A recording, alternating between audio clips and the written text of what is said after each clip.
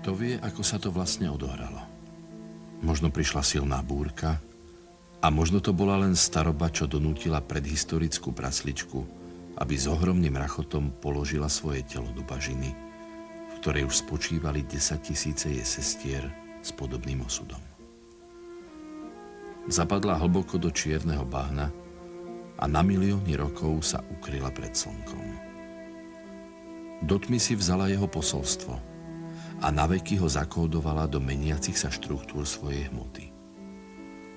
A hlavne trpezlivo čakala na toho, kto ju objaví, kto využije jej vlastnosti vo svoj prospech, kto použije energiu fotónov uviaznutých v jej buničine.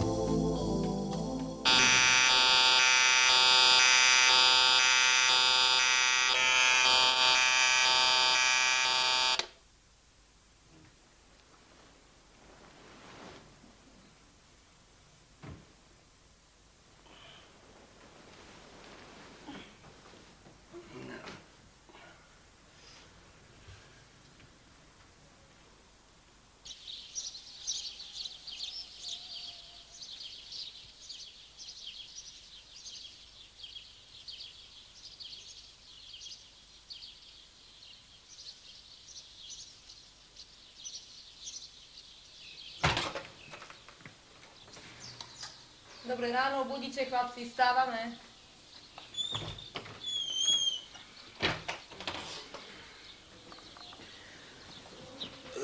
Dobré ráno, budíček, stávame, chlapci.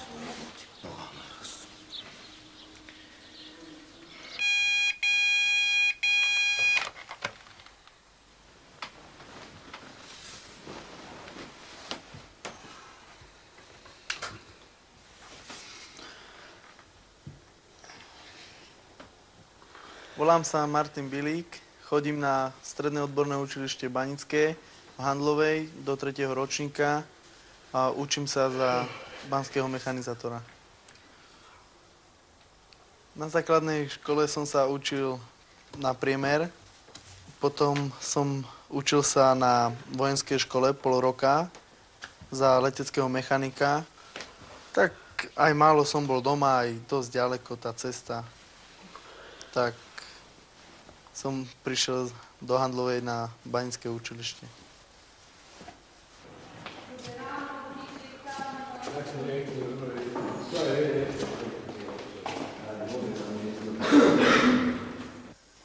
Volám sa Martin Bilík, pochádzam z Handlovej, robím bani Handlová.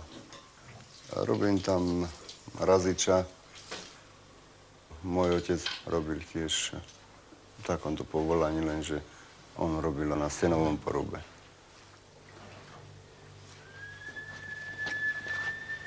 A teraz mi prišiel robiť aj môj syn.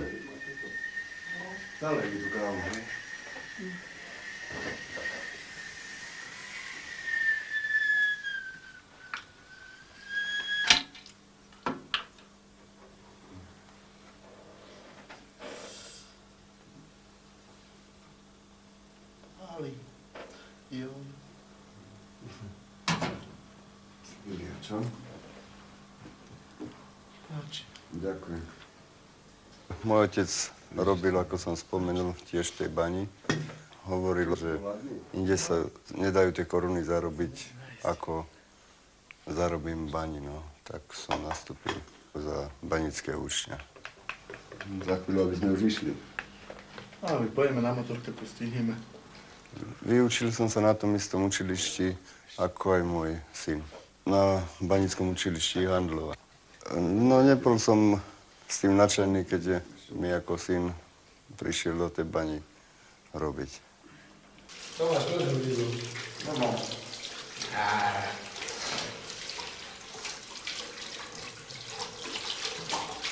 Dneska bude robiť to, čo dajte, tak odpadne. Ako je to robiť?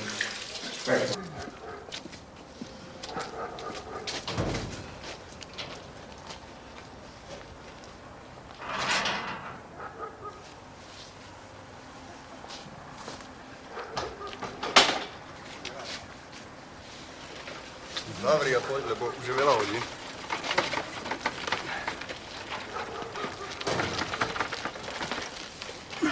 Zavrel si? No. Tak ideme. Ako je chladno.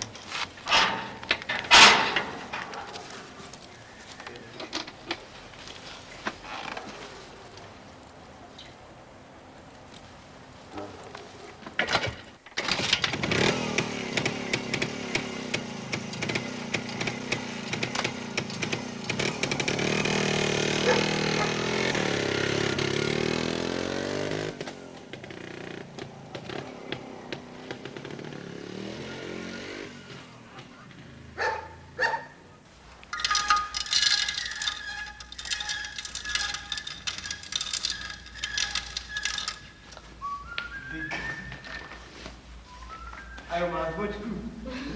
Mám, ale nedá.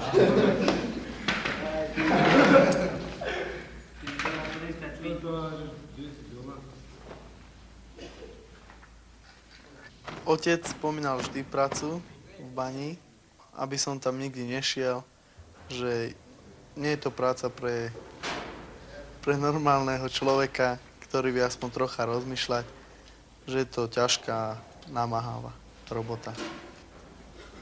Na povrchu sme robili také podradné roboty, napríklad sme zametali dielne, čo by sme sa mali ako hrať s nejakými strojmi alebo opravovať. No ale teraz v bani robíme také roboty ako normálni banici. Aspoň niektoré tak k tomu prislúchajú. No je to lepšie a nie je tam taká nuda, stále sa robí.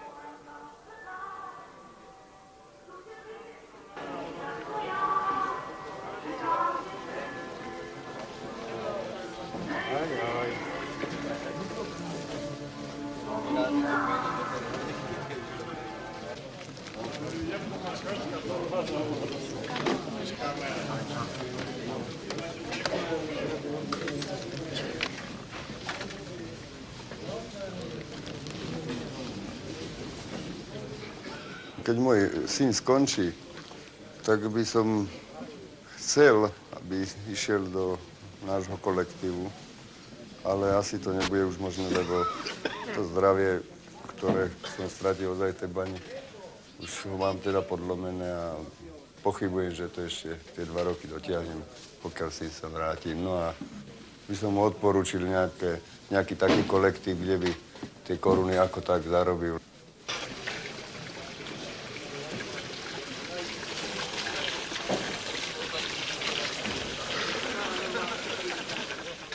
V bani sa mi páči oveľa viac, ako to bolo na povrchu. Fáral som prvýkrát v 3. ročníku, no mal som možnosť už aj v 2., keď sa robila exkurzia, ale nezúčastnil som sa len kvôli futbalovému zápasu. No a v tomto 3. ročníku som prvýkrát fáral hneď prvý týždeň v školskom roku. Pred ako som sa stal, podľa mňa, dobrou prácou, ktorú som v tej bani prevádzal, ale učil som sa predsa od tých starších ľudí, lebo som sa chcel teda naučiť tomu môjmu remeslu, ktoré doteraz robím. No.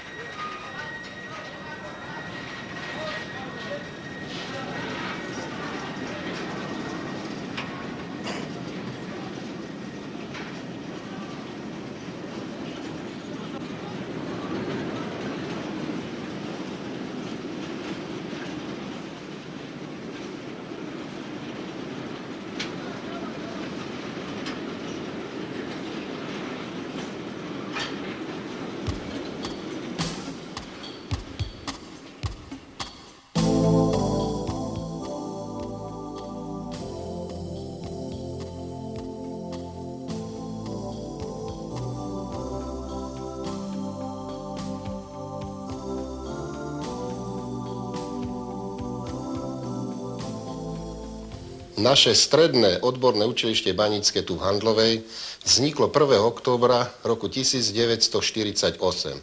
Vzniklo ako prvé učilište v rámci baníckeho uholného baníctva, ktoré bolo založené na podnet nášho bývalého prvého robotníckeho prezidenta súdruha Klementa Gottwalda. On, keď sme prišli k ním ako baníckí žiaci do Lán, vyhlásil a povedal nám, že až nás bude 4-krát toľko o rok, že nás znovu príjme. My ako tedajší banícki žiaci sme jeho výzvu prijali a robili sme všetko preto, aby sme tú úlohu, ktorú sme si predsavzali, aj splnili. Úlohu sme splnili, tá sa nám podarilo a v roku 1950 sme boli k nemu znova pozvaní na audienciu do Lán. Takto vznikla lánska akcia. Učilište ďalej sa rozvíjalo, prešlo na štátne pracovné zálohy. Zo štátnych pracovných záloh potom bolo ako stredné odborné učilište pri podniku Baňa Handlová, no a neskôr potom vzniklo ako stredné odborné učilište banícke v Handlovej. Dali by ste svojho syna učiť za baníka? Nie. Prečo? Neviem. Vy sa učíte za čo? Za mechanika a baníka. Čiže za baníka sa učíte, ale syna by ste nedali? Nie. Za baníka? Možno, že hej, lebo muž je baník. A nebali by ste sa, že sa mu niečo stane? No, všade je voľaké riziko. No zrejme áno, ale ja ešte syna nemám. Ale keby ste mali? Áno. Prečo nie? Prečo áno? No prečo nie? Ja sa vás pýtal. No, ja by som sa Banícka napríklad... robota je ťažká? No ale bál by som sa, že sa mu tam niečo stane. Keď si dá pozor, nestane sa. Nie. Prečo? Nepáči sa mi to povolanie. Prečo sa vám nepáči? Je to riziko, časovo, človek sa tam narobí. Ja by som aj za baníka dal, teraz už tej bani není sú taká tá robota až tak ťažká, ako keď som ja začínal. V 54. roku bola tá robota tak náročnejšia, myslím, fyzicky náročnejšia. Ja neviem ešte. Neviem. No ale keby ste ho mali, dali by ste ho učiť? Asi nie.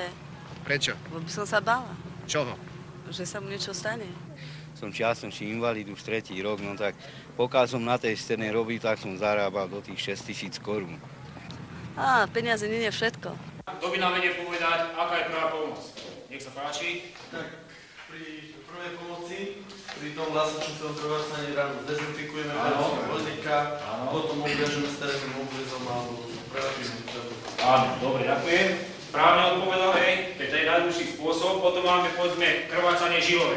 Žilové krvácanie je už náročnejšie na ošetrenie na prvú pomoc, lebo krv vystrekuje v rytme činnosti srdca. Stredné odborné učilište banícke v Handlovej má dlhú históriu.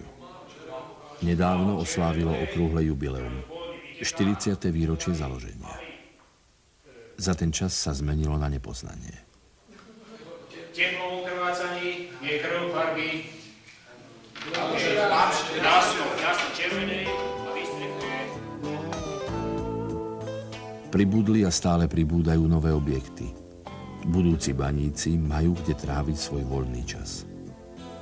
Knižnica s dobrým výberom býva len málo kedy prázdna. Filmové predstavenia priamo v internáte, športové a iné krúžky. To je len stručný výpočet možností, ktoré sa im vo voľnom čase ponúkajú.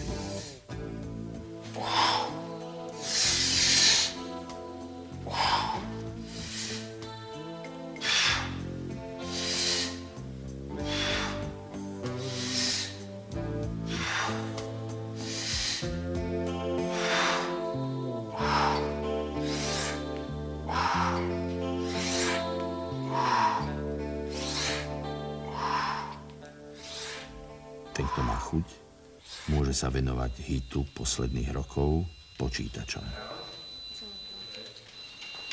Pokazujú si to? 7. Dobre, všetko hore. 7 musím mať. Všetko hore.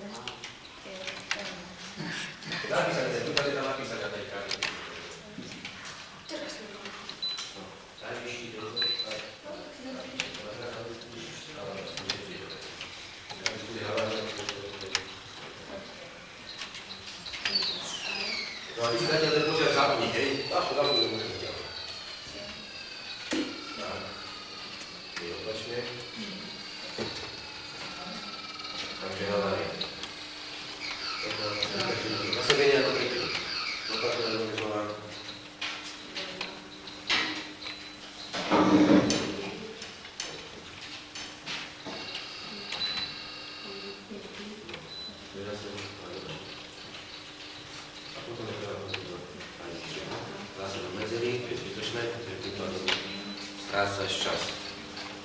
Tak. Klávesa ide. Ľahko ide, takže nemusíš veľmi si natlačiť. Tak, jemne sa pritlačiť.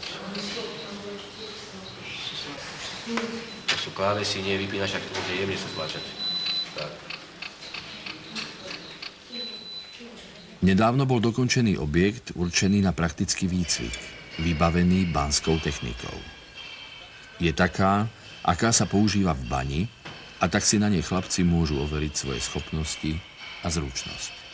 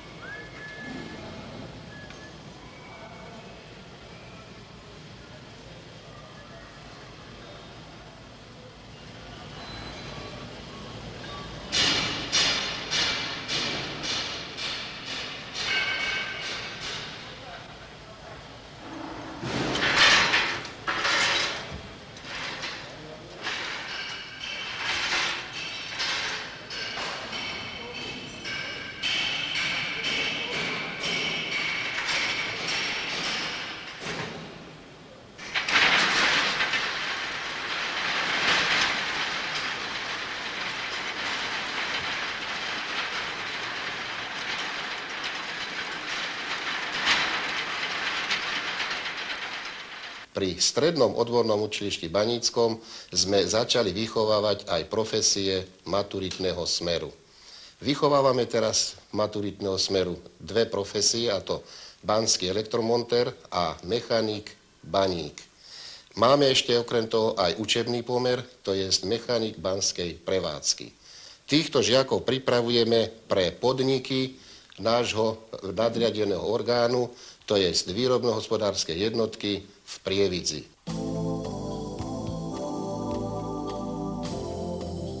Strom uväznený v zemi čakal milióny rokov.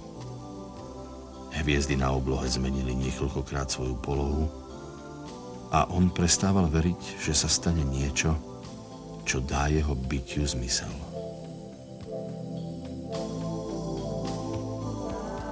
Telo sa mu pomaly menilo na akúsi tmavú, nepoddajnú hmotu. V jeden deň sa však ozval divný buchot. Zem sa otriasala a kus skaly ležiaci vedľa neho sa s ohromným rachotom odvalil. Strom prvý raz uvidel ľudské tváre.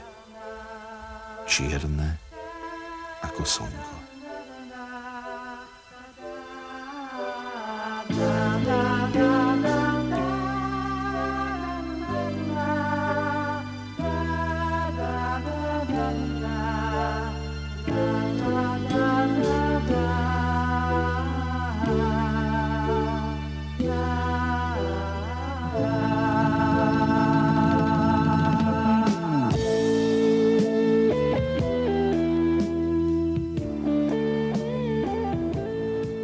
Som prvýkrát faral, pocity som nemal zlé, no sa mi to veľmi ľúbilo. Tie lampy, ktoré sme nosili, to bolo ešte tak do ruky, také 5-kilové, 7-kilové lampy. Ten lampašik to svietilo len takým malým svetilkom na také 1,2 m a človek musel mať stále pri sebe, lebo prakticky to boli oči toho baníka.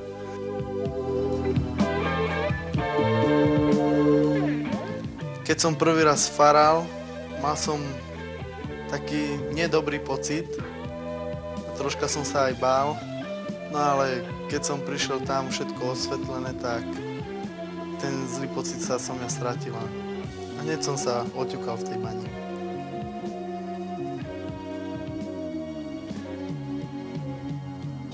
Keď idem v týchto banských vozíkoch, myslím na to, čo asi nás čaká, či nebude nejaká porucha, aby nám to teda klapalo. No a aby som sa ešte z tej bane teda vrátil domov živý, no.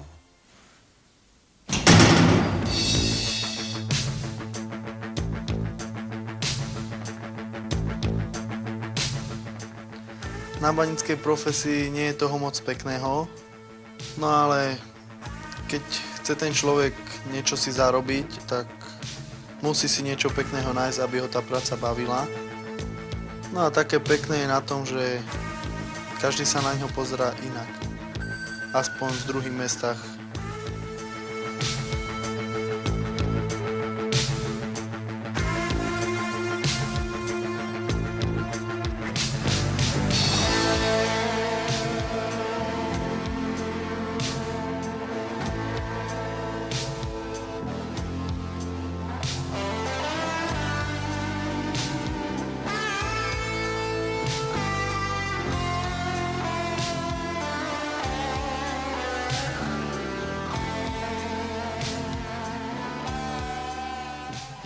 Myslím si o mladých, že je ich veľa takých, ktorí chcú pracovať v tom podzemí, snažia sa, ale sú aj takí, ktorí akože chodí do zamestnania, odflákal a nebaví ho skrátka v tej robote nič. Dospelí, čo si myslia, že mladí ľudia nevedia, čo chcú, tak neviem si to vysvetliť, lebo každý mladý človek by mal vedieť sám, čo chce robiť v svojich starších rokoch.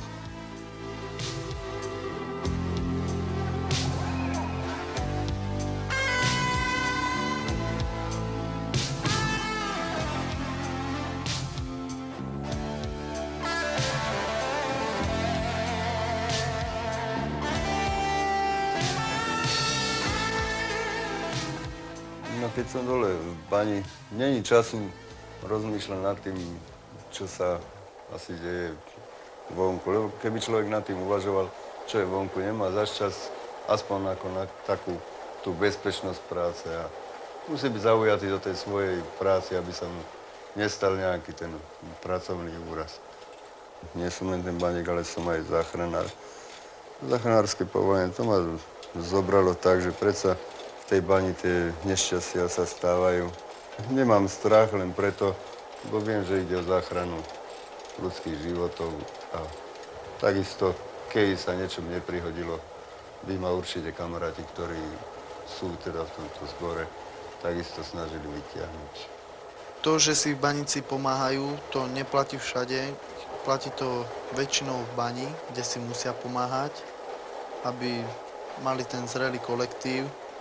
No zase, keď sú vonku, tak radi si posedia na pivku. No a medzi kolektívmi súťažia, majú všelijaké akcie a tak. Rekordy v bani, ktoré sú, to je len taká pasca na ľudí. Je tam hrubo porušovaný bezpečnostný predpis v prvom rade, lebo za normálnych podmienok sa rekord spraviť nedá. Ten rekord, keď sa robí, tak všetko sa dáva len tomu kolektívu. Tak potom tí druhí pracovníci majú o to menej a tí rekordery prakticky o to viac. No ja som robil rekord, to bol československý rekord, kde sme vyrazili 826 metrov, teda ako raziči. No a už som povedal, že to bol jeden a posledný, že by som sa teda na to nedal. Robota to nikdy nebola ľahká, ani bezpečná. Vedela však ľudí spájať do pevných reťazí priateľstva, lebo tam dolu to ináč ani nejde. A to je na nej krásne. A bolo a bude. Tak ako ľudia, ktorí jej dávajú svoj život. Čo si myslíte o hesle Ja som baník, to je viac? Je to heslo pravdivé? Ťažko. To si len každý myslí. Neviem, no. Nie akorát pri pití piva alebo vína. No tak nie, pretože každá profesia má určitý zmysel a určité... No, ako by som to povedala, že každá profesia niečo znamená. Ale nie, manžela mám baníka a nič to nestojí. To heslo, neviem, tak strátilo to troška na tom význame, pravda. Či to zase príde, pravda, do popredia, neviem, no. Možná snáď postupom čase.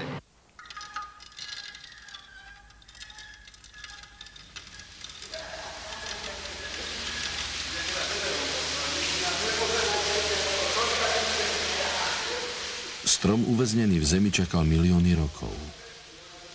Hviezdy na oblohe zmenili niekoľkokrát svoju polohu a on prestával veriť, že sa stane niečo, čo dá jeho bytiu zmysel.